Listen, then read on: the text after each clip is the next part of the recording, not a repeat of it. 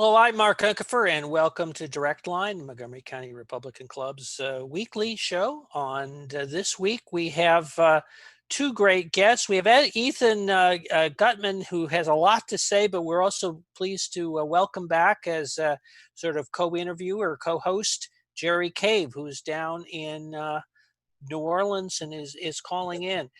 Ethan, we've got a lot to talk about. You've done a lot of work on China. You've written Losing the New China. It is really absorbing. How would you sum up what you found about China in the recent years? Well, what I've done is kind of that book.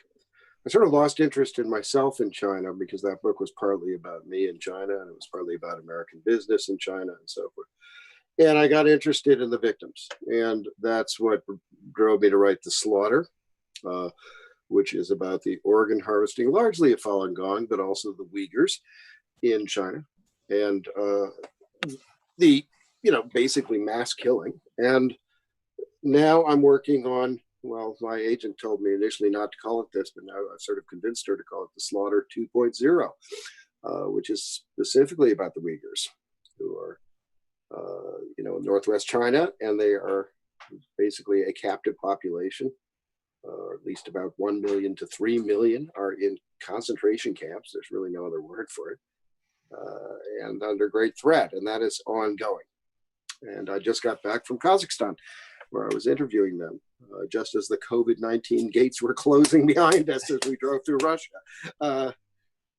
So I think I can say that, this is a really vital investigation. It required me to even take a little bit of risk to do it, but I think that's appropriate at this point. Now I'm not doing any risks for a little while, though. Okay, really we'll let you shelter in pace while you're writing.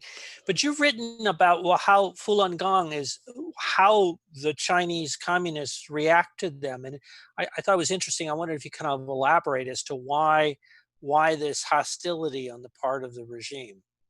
Yeah, I mean, part of it is the reason that everybody talks about. They were just too big. I mean, you got 70 million people, and that was the Communist Party internal estimate was 70 million people in a country of 1.3 billion at the time. That's a real problem. That's a huge number of people. I mean, everybody knew somebody was Falun Gong at that point, and they were all over the place. They weren't just in the countryside and the cities and so forth. They were in the universities. They were in the military. They were in the media. All over the place. That is the Marxist method of seizing power, is to have people across the, stratifying every class level and so forth. So that's, I think, was the big start. Over time, it turns into a real, at least from the Chinese perspective, a kind of a grudge match. And Falun Gong just won't say uncle. They just won't quit. They just keep going at it. And they're not dangerous or something. They're not violent in any way, but they keep it up with the brochures and balloons with slogans on them, whatever they could think of, they did. And they also put up a tremendous fight within the prisons, something nobody expected to see. And then they built media. They came over here, right? Or a lot of them were over here, sort of marooned. And they built, TV station. They built a dance company, Shen Yun. They built radio, Sound of Hope. They basically built the infrastructure for a dissident takeover of China, was the way the Communist Party looked at it. And I don't think that's completely wrong. It strikes me as, and maybe you could elaborate on this as well, as something of a paradox. On one hand, the communist regime is so strong and, is, how shall I say, has been able to push forward in the 21st century with such totalitarian mechanisms to be able to control. And yet, on the other hand, it suggests a sense of unease or fragility, that they are so uncomfortable at the potential for this kind of a threat. And it's an interesting paradox. Do they have it wrong? Do they have it right? I think they've got, in a sense, there's one thing we're always missing in the West. We have this tendency to always say, oh, our enemies, like the Russians, they felt threatened, and that's why they had to take Eastern Europe or something like that. And really, there is a very, very strong nationalist sense in China that this is their century. They're supposed to be the ones who win. And that Falun Gong was espousing values that they thought of as very sort of weak and feminine, if you like. They said, well, they're pushing for honesty, which is stupid. You can't make a deal if you're honest. And they're speaking for compassion, which is absolutely useless. And finally, forbearance, in other words, putting up with garbage. And they said, no, it's our turn to make people put up with the garbage. Okay, so this is all wrong. Everything you're doing is the opposite of the new tough China. And I think that actually plays a bigger role than the government even feeling threatened. Over time, Falun Gong does become a real threat. Okay, and that was what a lot of the book was about. It wasn't just about organ harvesting. It was about the idea that they took over TV signals in one city and played their own stuff for nearly an hour. Okay, nobody had ever done that in China before. Nobody ever hijacked television signals. It was an amazing event for the Chinese. In fact, people thought it was the government, that the government had sort of, had suddenly been kind of taken over by Falun Gong and spilled into the streets and started having a block party. I mean, this is how surreal it is in China, and under the conditions of complete information control, complete surveillance. That's what it creates a very edgy. Sure, Jerry, go ahead. So this is reminding me something. I had a conversation with a former ambassador to Germany during the reunification, and he'd been to China 20 or 30 times. So my conversation with him centered around, what do you call them? They're not communist per se, because they're making too much money. They're not fascist. They kind of reminded me of, sort of like the nobility and the kings in Middle Ages in Europe, where they let a merchant class arise, although they still had complete control. And what he said back to me is, I'm not sure what you call them, but I can tell you one thing they all know. They know what happened to Ceausescu and Gaddafi and Saddam Hussein and all the guys that lost power. And he said their only thing they worry about is not losing power, because they feel if they do, they're going to get put up against the wall. I'd like to have what would you call their government now? And what do you think about that conversation? I can't add much to it, Jerry. I think that's got the ring of truth all the way. I mean, there's actual accounts of this, that when Ceausescu was shot. There's some very, very, I haven't seen all of them. I've seen a few clips, but there's some very vivid stuff, very explicit stuff that was taken when Ceausescu fell, because it happened very quickly, right? And there were actually a lot of cameras around at the time because the whole thing was so unexpected. Apparently they showed an uncut version to the Central Committee in China, and they just went to pieces. So yeah, I think there's, they don't consider themselves like a Gaddafi style leadership that's so vulnerable, but they do see themselves in the Ceausescu position. And that's certainly true. I would call them fascist if push comes to shove. I mean, this is the super nationalist state on steroids. I mean, it's.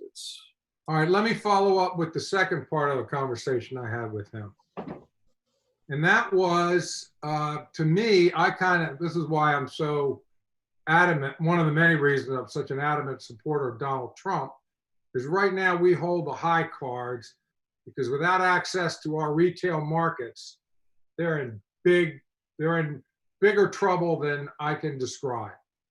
And he said if it ever came to if the world got in a trade war, we kind of put the analogy that it might be a recession in America, a depression in Europe, but it could be a revolution in China. Could you comment on that, please? Yeah, I wasn't even a believer in this until I started seeing the results. I mean, I sort of looked at Navarro as kind of, Peter Navarro coming in and sort of, he's always been pushing the trade war idea. I changed my mind when I saw the effects on China, because I'm not saying I'm a perfect China expert. I'm not. There's a lot of people who are a lot better at reading the Chinese economy than me and reading a lot of the tea leaves out there. But the tea leaves I was reading were telling me they were in real pain. Okay. And they were, just as soon as the very soon after the trade war started, because it led to a loss of confidence. So much of their system is built on now. I mean, they have dabbled in capitalism to the point where they have a working stock market of some kind.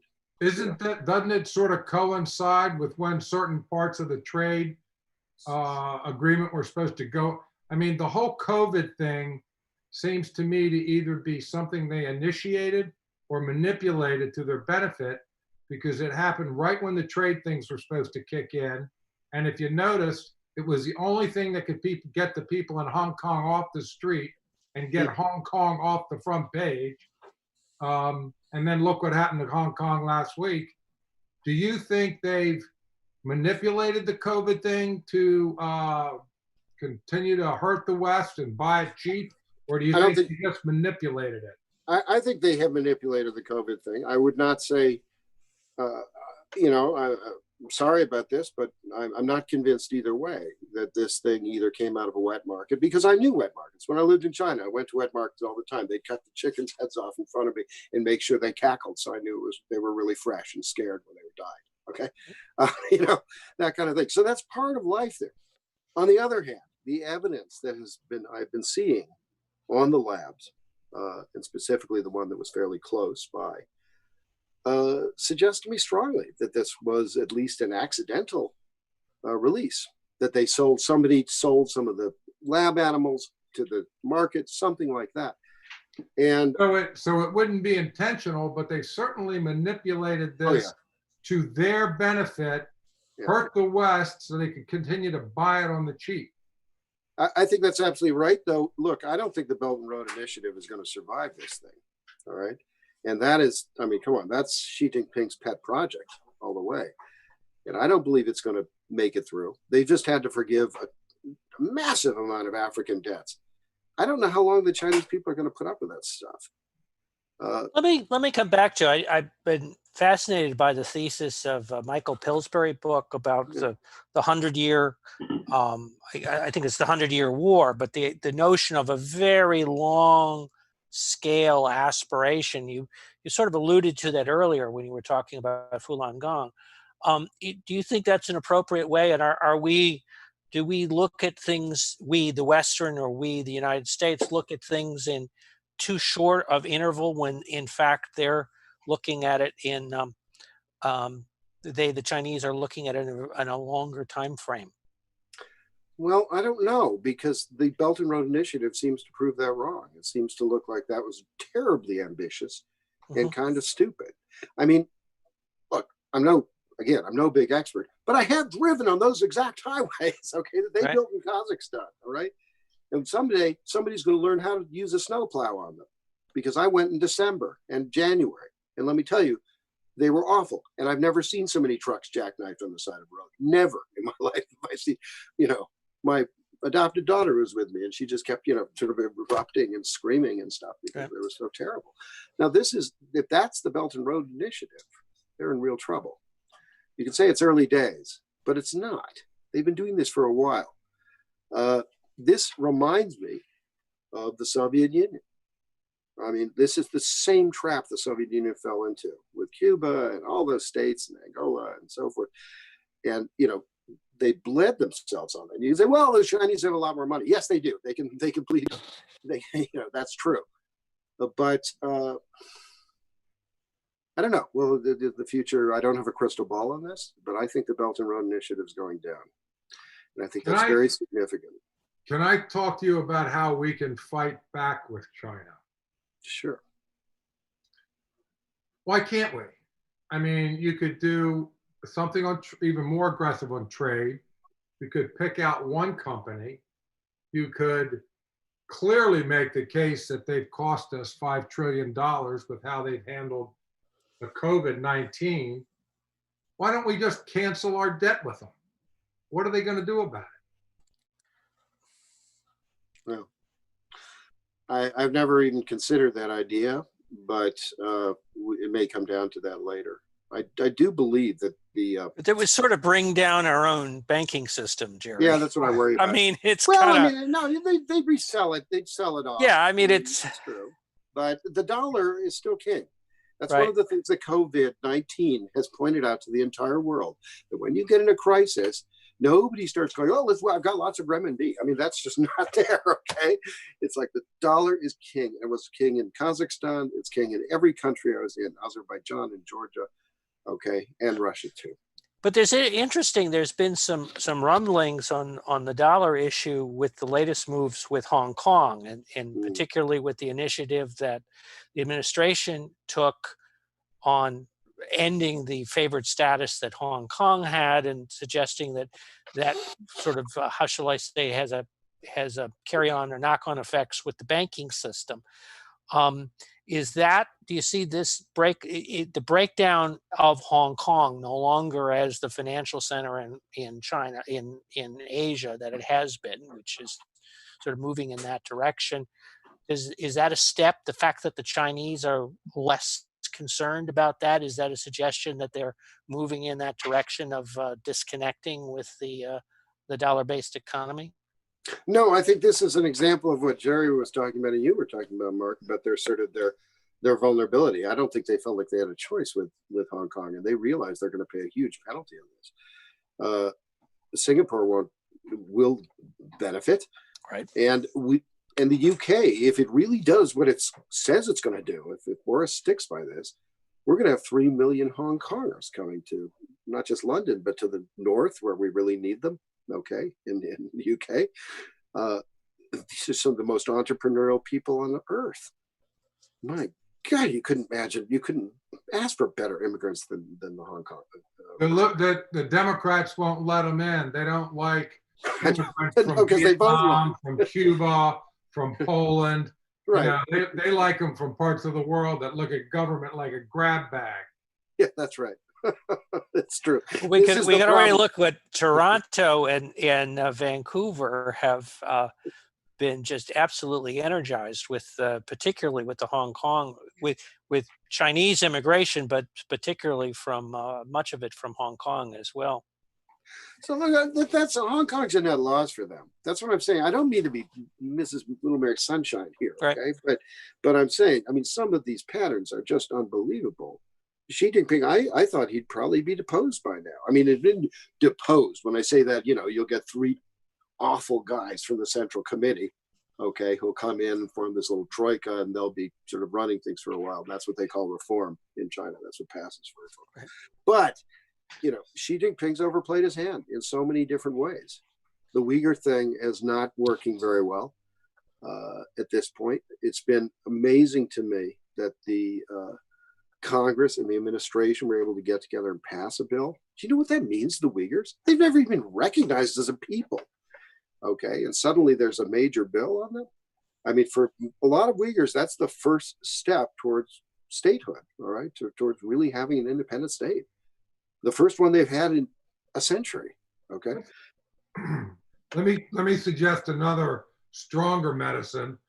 And since Mark doesn't like the idea about canceling their debt, which I think all the other countries would then jump in and do the same thing, and I'd love to see how they handle that. Why not target certain companies? Remember, like when people would divest themselves from companies invested in South Africa and they wanted to get out because of apartheid? What if everybody boycotted Apple for 6 months? Or I think like that. Or boycotted companies to get out of China and go to a much better country for the West. We actually this week saw progress on that account with the decision by the UK regarding Huawei and doing an appropriate 180 in following basically the American lead in not using Huawei for 5G. But go ahead. We also have, you know, not to go back to the old losing the new China shtick, but here it is. It has been exposed recently. This very reputable scholars in Australia showed conclusively that the Apple is using Uyghur captives, slaves really, that are bid on. They are sort of a bidding, and you get a chunk of them. They're sent on by train at gunpoint. They come to the factory. They have their own little canteen there where they eat. They have their own little dormitory. They're under guard all the time. And Apple's using these people. Now you can say, well, it's a subcontract. No, it's not a subcontract. It's a subcontractor Apple's gotten in trouble with before because people are getting cancer from cleaning these screens that we're using right now. Because the last clean to make it really smooth has to be with a fairly toxic chemicals. And so fairly young people were getting brain damage and cancer and all kinds of horrible things. Now it's the Uyghurs doing it. So we know that Apple's involved in this. And we know that Nike, good old Nike, this is the left's favorite, but they love to attack Nike for some reason. I've never quite understood why, but they do. And Nike's also using Uyghur slave labor, as are many other companies. Those two companies alone could be such a powerful example. Now, Apple's moved 20% of its capability over to India, or has announced that just recently. I just want to see them move the whole thing to India. Come on, enough already.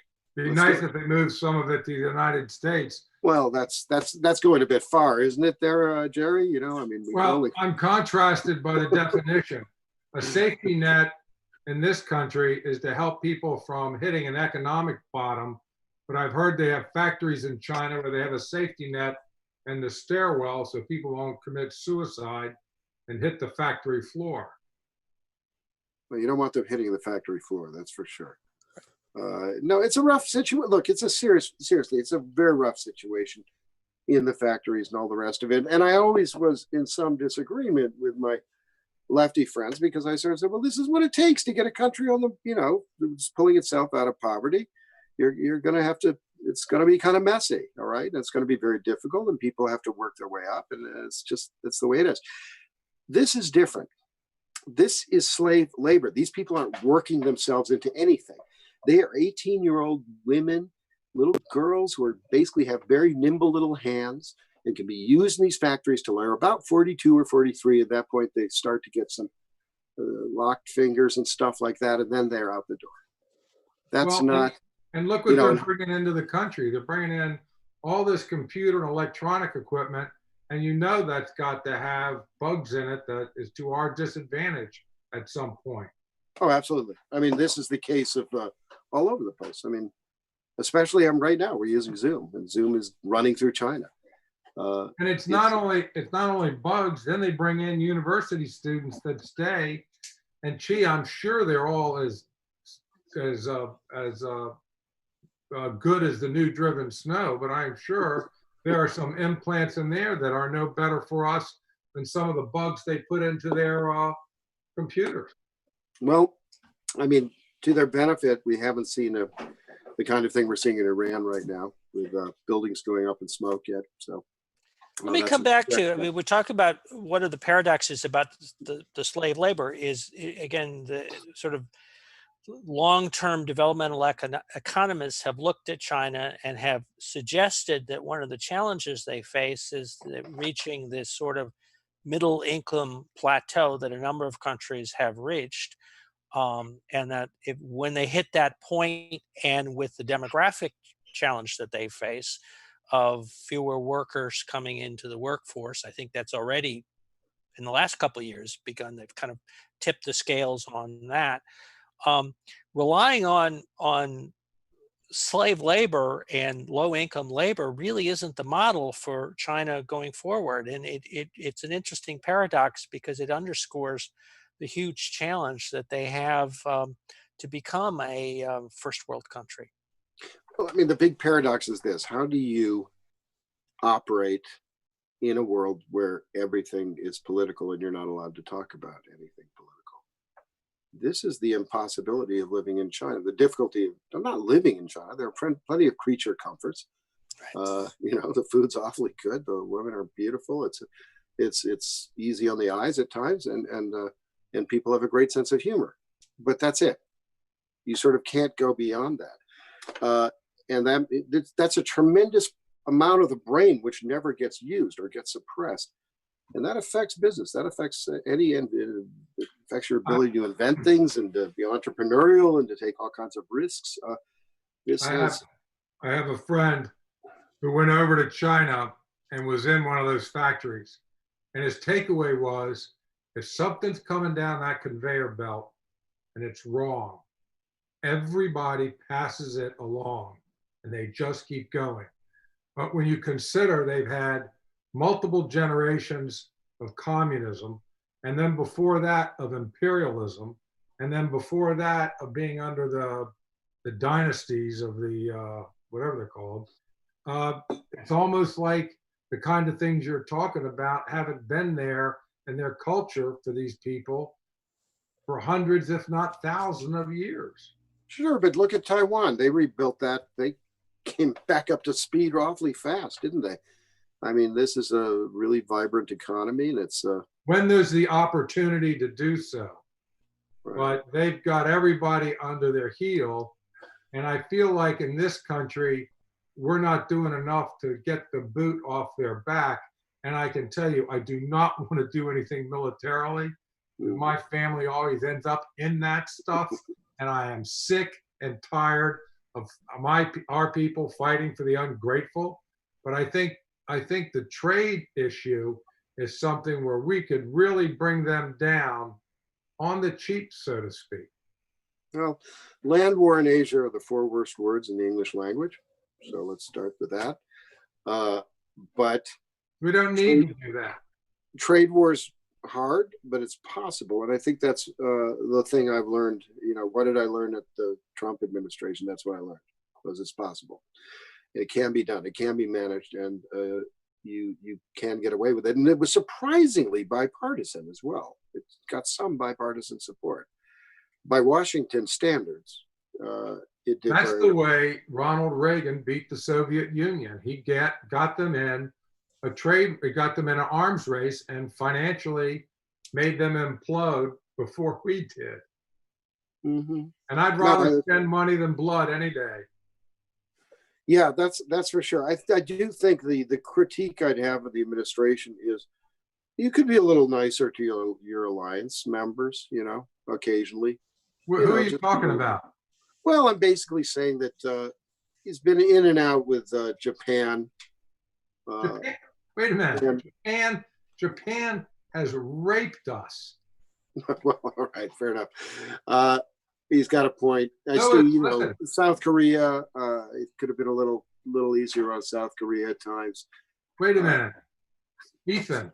We're borrowing money from China to spend it on defending Japan and South Korea from China. Mm-hmm. Got it. No, yeah. And you cannot go into Japan and cannibalize their markets like they've done to our electronics, automotive, and everything else. I mean, we have been getting raped by them and the Europeans, and this should have ended in 1970. We shouldn't be talking about it in 2020. Well, I just think that we had the opportunity here to form a sort of a stronger alliance, which is already kind of happening. I mean, it's happening because of China, because they are essentially tapping along the entire wall around them. They're even now tapping on the Russian wall to see if there's any weakness there. What do you mean tapping? Well, what's been happening in India, as you've been following, I was just on CNN India, New Delhi today, because they're so mad at the Chinese with this, because the Chinese have been changing the status quo at the border. Okay, it's way out there in the mountains. Now, nobody's been shooting, but a lot of people have died in hand-to-hand combat on both sides. And the Indians are outraged, and they're outraged for another reason. China, there is at least a theory, and it seems to be true, that China is basically diverting all the water of the Himalayas into Xinjiang and into that area. What does that have to do with us and fighting China and Japan and all of that? Well, it does a lot, because India is a real rising power. I mean, these are where the big growth statistics are these days. Philippines, India, the have-not states that were always the slow learners before are suddenly popping up real fast. And I can't think of better allies for us than India. They're pro-West. They're a religious country. They are into capitalism, and all of our enemies, they hate all of our enemies more than we do. Yeah, they really do. I mean, it was a great discussion. We had an American online from Beijing, and he was a classic sort of, gone native American, the kind I used to know very well, the kind of expat who just sits around and defends everything China does. And he was on the other line and they were screaming at him. I was the, nice guy in the, sort of in the middle, but, he was saying the organ harvesting, he said, there's no evidence of that. And I did lose my temper. I said, you're not interested in talking to any refugees. You've never talked to a single one. It sounds like a New York Times reporter in the 1920s and 30s in Russia. Yeah, well, that's the point, is that we keep learning the same lessons in investigative reporting or in human rights or genocide studies, whatever you want to come up with. We keep learning the same lessons. You've got to actually listen to the people who are coming out of those areas. And yeah, of course they're biased.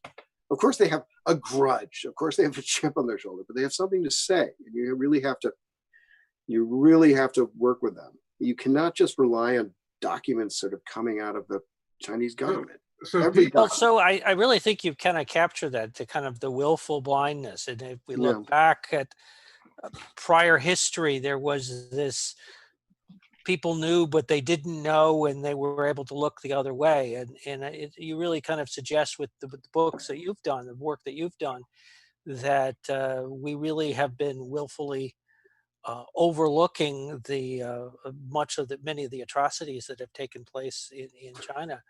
Well, the reporters don't even want to talk to these people. I went to Bangkok to interview Falun Gong. There was a motherload of Falun Gong. There was this huge building that they'd kind of taken over, and they were living very hand to mouth there.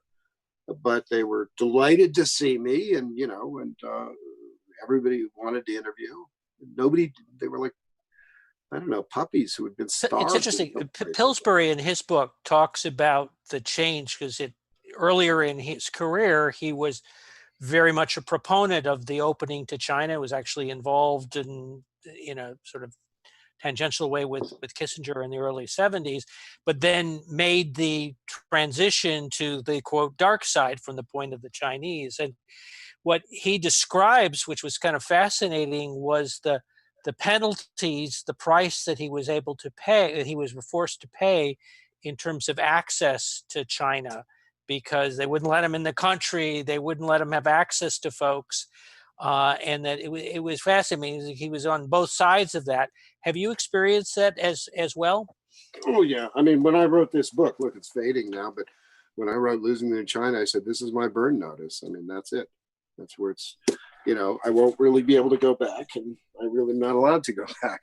And now that's very sure, now that they've kicking journalists out, and of course they just brought in this, well, they haven't really said what it is, but they're going to, Rubio and Cruz and a couple of others are going to pay this big price for saying bad things about China. And I take them at their word on that. And the truth is that I knew that was it. I really can't do it again. I can't go back. But I thought, it's not that hard to write your burn notice. Now, I understand that a lot of expats, American expats, go over and they get married to somebody, and then you have in-laws and all the rest of it. It gets very complicated very quickly. Wait a minute. Nobody's talking about being anti-Chinese. We're talking about being anti this government. Well, it's very hard for people to distinguish between the two in China most of the time. They're incredibly, the saddest thing. I know a lot of Americans. Yeah.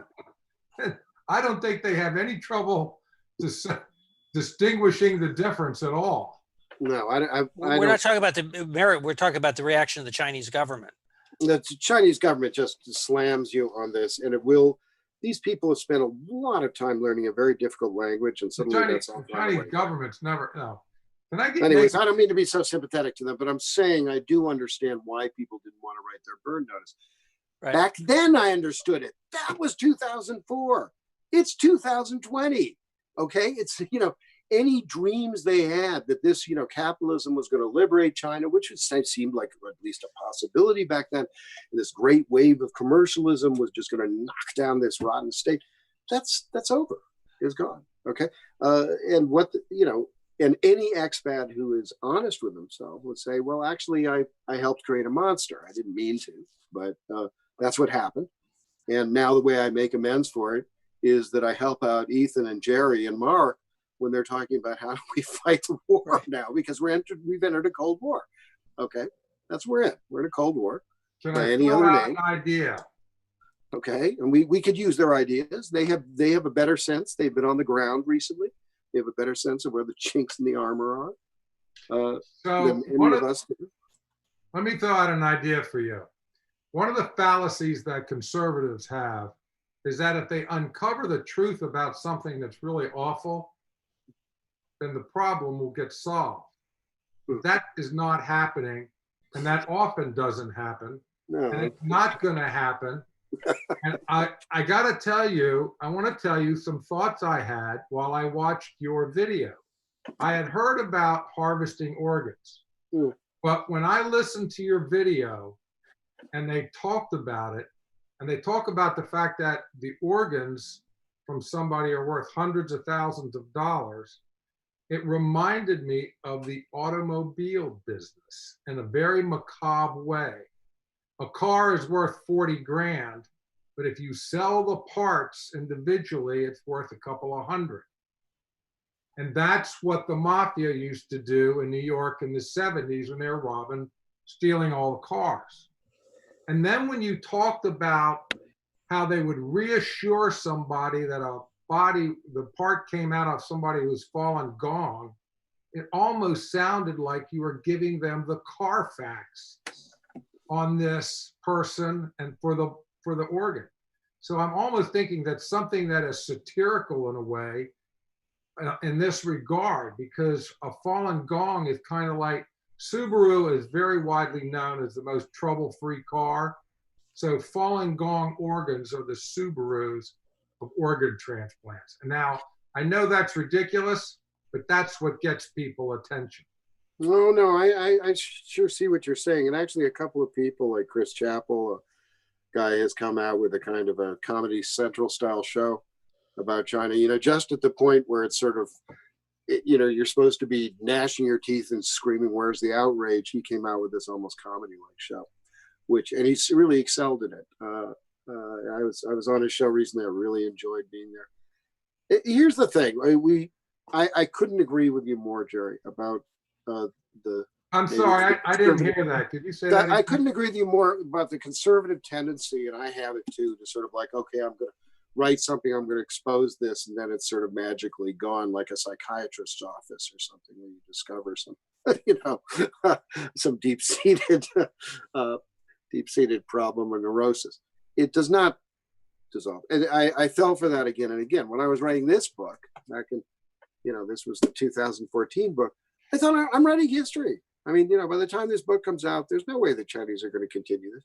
I was completely wrong. 2 years later, I was writing another book, really just a report with David Kilgore and David Matus, showing that the numbers, we had them all off, that they were actually doing 10 times the numbers that they were claiming in the hospitals. And how did we know that? Because the hospitals were all bragging about how many organs they were transplanting. Well, let me give you another suggestion, and feel free to reject it. Mark usually does. Instead of calling it Slaughter 2, do you remember